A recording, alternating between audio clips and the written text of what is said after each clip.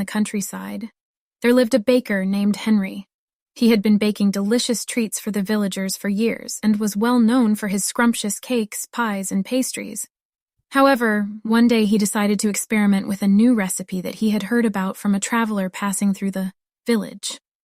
The recipe was for a type of miniature oat cake that was said to be so delicious that even the pickiest eaters couldn't resist.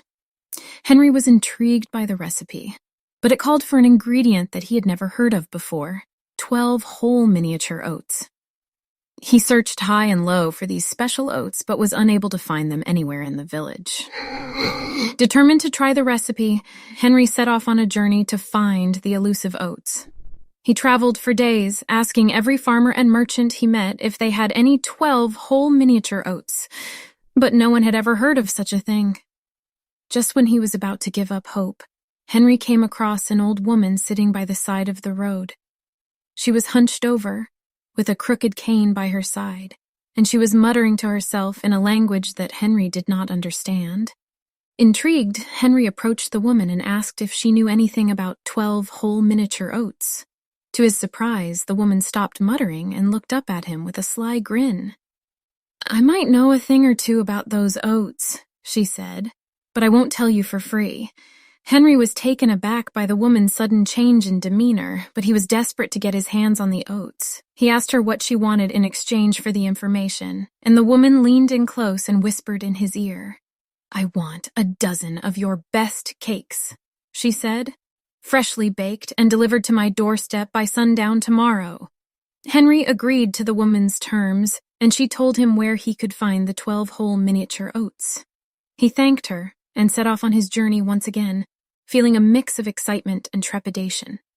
The path that the woman had told him to take was winding and steep, and Henry found himself stumbling over rocks and tree roots as he climbed higher and higher into the mountains. But finally, after hours of walking, he saw a small clearing up ahead.